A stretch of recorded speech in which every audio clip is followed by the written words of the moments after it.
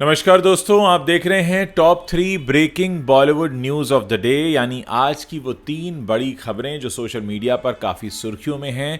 चलिए खबरों की शुरुआत करते हैं। सबसे पहले नज़र डालते हैं हेडलाइंस पर। राघव चड्ढा कभी नहीं बनेगा पीएम, रोज सुबह परिणीति चोपड़ा से ये क्यों बुलवाते हैं पति राघव चड्ढा। कपिल के शो में हो गया है खुलासा। आईएमडीबी की टॉप 10 सेलिब्रिटीज में अहान पांडे ने छीनी शाहरुख खान की कुर्सी। टॉप 7 की लिस्ट में बने नए किंग ऑफ रोमांस। और बॉलीवुड में नेपो किड्स को कैसे मिलते हैं मौके, एक टीवी एक्टर ने बता दी अंदर की बात। तो आप इस वीडियो के अंत तक हमारे साथ बने रहिएगा। देखिए, the great Indian couple show में हाल ही में परिणीति चोपड़ा और राघव चड्ढा पहुंचे थे। उनका शो शूट हुआ। उन्होंने शो में एक दूसरे के बारे में कई सारे खुलासे किए और बड़ी मज़ेदार बातें बताई। राघव ने परिणीति के बारे में एक ऐसी बात बताई जिसे सुनकर अर्चना पूरन सिंह और कपिल शर्मा भी चौंक गए। ये पहली बार था जब परिणीति चोपड़ा और राघव चड्ढा किसी शो में एक साथ दिखाई दिए थे। मेकर्स ने the great Indian Kapil show के इस एपिसोड का प्रोमो रिलीज किया है। The great Indian Kapil show के प्रोमो की शुरुआत होती है तो कपिल राघव चड्ढा की खिंचाई करते नजर आते हैं। वो उनसे पहली मुलाकात को लेकर प्रपोजल जब उन्होंने दिया, प्रपोज किया, तब तक के बारे में पूछते हैं। कपिल शर्मा के शो में राघव चड्ढा नंगे पांव पहुंचे थे। उन्हें यूं देखकर कपिल ने पूछा, ये मन्नत मांगी थी आपने कि मेरी परी से शादी होगी तो मैं कपिल के शो में नंगे पांव जाऊंगा। फिर राघव चड्ढा बताते हैं कि मैं पीछे बैठा था बैक स्टेज और कोई जूते चुरा कर ले गया। फिर कृष्णा, अभिषेक और कीकू शारदा की एंट्री होती है जो राघव चड्ढा से जूते चुराई का शगुन मांगने पहुंच जाते हैं। इस पर राघव बोलते हैं, नेता की जेब से पैसा निकलवाना चाहते हैं। इतना सुनकर सब हंसते हैं। कपिल ने फिर राघव चड्ढा और परिणीति चोपड़ा से पानी में से रिंग ढूंढने की रस्म करवाई। इसके बाद कपिल उनसे उनकी पहली मुलाकात के बारे में पूछते हैं।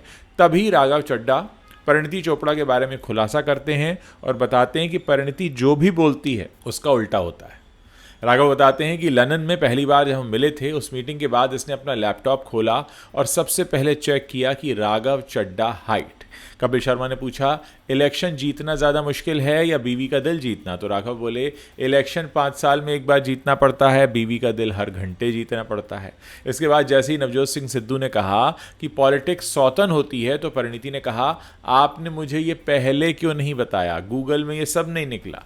तब राघव नवजोत सिंह सिद्धू से बोलते हैं कि आप भी पूरा आग में घी डालने का काम कर रहे हो। फिर राघव चड्ढा ने कहा, ये ना जो बोलती है उसका उल्टा हो जाता है। इसने कहा कि मैं ज़िंदगी में कभी किसी नेता से शादी नहीं करूंगी। इसकी नेता से शादी हो गई।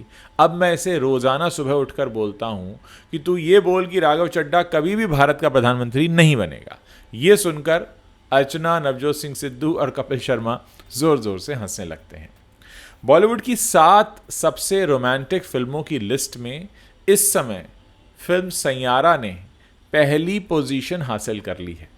मोहित सूरी के निर्देशन में बनी नेपो किड अहान पांडे और अनीत पड्डा की इस फिल्म ने आईएमडीबी रेटिंग के मामले में शाहरुख खान की कई फिल्मों को पीछे छोड़ दिया है। नंबर 1 पर सैयारा है। तो चलिए आपको बताते हैं कि लिस्ट में बाकी के 6 नाम कौन कौन है। सैयारा को आईएमडीबी लिस्ट में पहली पोजीशन मिली है। फिल्म को 8.1 की रेटिंग मिली और इतनी रेटिंग शाहरुख खान की किसी भी रोमांटिक फिल्म को आज तक नहीं मिली है। इस तरह ये फिल्म टॉप पर आ गई है। सैयारा के बाद लिस्ट में दूसरे नंबर पर है शाहरुख खान और काजोल की फिल्म दिलवाले दुल्हनिया ले जाएंगे। इस फिल्म की आईएमडीबी रेटिंग 8.0 है और ये सैयारा से बस थोड़ा ही पीछे है। शाहरुख खान और काजोल की जोड़ी वाली film my name is Khan Ahaan Pandey की फिल्म सैयारा की वजह से नंबर 2 से खिसक कर नंबर 3 पर आ गई है। इस फिल्म की आईएमडीबी रेटिंग 7.9 है। साल 2003 में आई मल्टी स्टारर फिल्म कल हो ना हो में भी शाहरुख खान लीड रोल में थे। शाहरुख खान की एक और फिल्म है जिसे अहान पांडे की सैयारा ने पछाड़ दिया है। इस फिल्म की भी आईएमडीबी रेटिंग 7.9 है। करीना कपूर और शाहिद कपूर की जोड़ी वाली फिल्म जब वी मेट ने दर्शकों को एक अलग ही तरह का रोमांस दिखाया था। टॉप 7 सबसे रोमांटिक फिल्मों की लिस्ट में ये अब नंबर 4 पर मौजूद है। शाहरुख खान की फिल्म वीर ज़ारा, जिसे अहान पांडे ने पीछे कर दिया है। साल 2004 में आई इस फिल्म की आईएमडीबी रेटिंग 7.8 है। सबसे रोमांटिक 7 फिल्मों की लिस्ट में अब ये नंबर 5 पर आ गई है। रणबीर कपूर की फिल्म रॉकस्टार ने रोमांस की एक अलग ही परिभाषा गढ़ी थी। इस म्यूजिकल रोमांस मूवी को लिस्ट में नंबर 6 की पोजीशन मिल गई है। इसकी आईएमडीबी रेटिंग 7.8 है। बनारस की गलियों के छोरे का रोमांस फिल्म रांझना आज भी दर्शकों के दिलों में एक अलग जगह रखती है। टॉप 7 सबसे रोमांटिक फिल्मों की लिस्ट में IMDb के हिसाब से अब ये नंबर 7 पर है। सबसे रोमांटिक फिल्मों की लिस्ट में शाहरुख खान की फिल्म कुछ कुछ होता है अब नंबर 8 पर आ गई है। इस फिल्म की IMDb रेटिंग 7.5 है। फिल्म इंडस्ट्री में नेपोटिज्म को लेकर बहुत चर्चा होती है। कुछ लोग इसके पक्ष में बोलते हैं, कुछ विपक्ष में बोलते हैं, तो कुछ इस मामले में चुप रहना ही पसंद करते हैं। लेकिन नेपोटिज्म जैसा कुछ नहीं है, ऐसा कभी कोई नहीं कहता।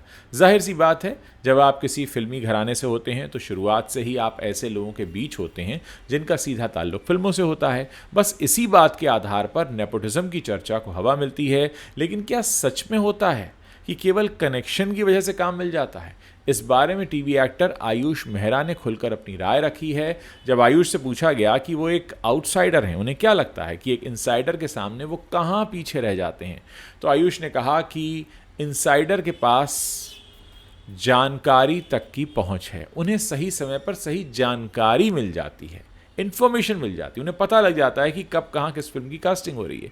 इस वजह से वो उस मौके पर वहाँ होते हैं जहाँ फैसले लिए जा रहे होते हैं। वहीं इसके उलट अगर कोई आउटसाइडर है तो सबसे पहले तो उसे जानकारी ही इतनी देर से मिलती है कि फैसला हो चुका होता है। अब भले ही मौका किसी नेपो किड या इनसाइडर को मिले या किसी आउटसाइडर को, लेकिन वो जानकारी के मामले में हमेशा पीछे रहते हैं और जनता उसी को पसंद करती है जो साबित करके दिखाता है कि वो उस मौके का हकदार है। मौका तो आपने ले लिया, पर क्या आप मौके के सही हकदार थे? वो कहते हैं हमने ऐसी कई फिल्में देखी हैं जब किसी नेपो किड की एक फिल्म काफ़ी पसंद की गई तो वहीं जब वो थिएटर में आया तो बुरी तरह फ्लॉप हो गया। आप आमिर खान के बेटे जुनैद खान को ही देखिए, नेटफ्लिक्स पर उनकी महाराज काफ़ी पसंद की गई, उनकी एक्टिंग की तारीफ हुई, लेकिन जब लवयापा के साथ वो थिएटर में आए तो बुरा हाल हुआ। ये इंडस्ट्री ही एक ऐसी जगह है जहां आउटसाइडर एक अंधी दौड़ का हिस्सा हैं, वहीं नेपो किड को हर सुविधा पहले मिलती है।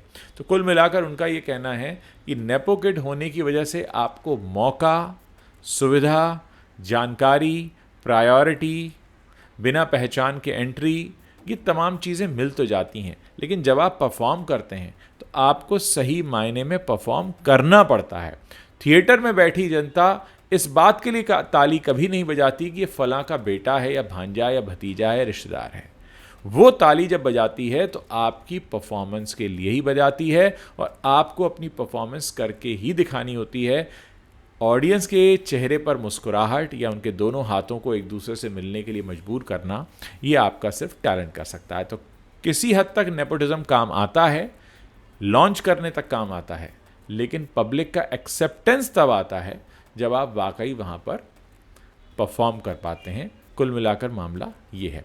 तो दोस्तों, अगर आपको ये हमारा टॉप 3 बॉलीवुड हेडलाइंस पसंद आ रहा है और आप चाहते हैं हम आगे भी इस तरह के आपको स्टोरीज़ बताते रहें, वीडियोस लेकर आते रहें, तो आप इस वीडियो के नीचे कमेंट करके हमें बता सकते हैं। मुझे इंतज़ार रहेगा आप लोगों के कमेंट्स पढ़ने का।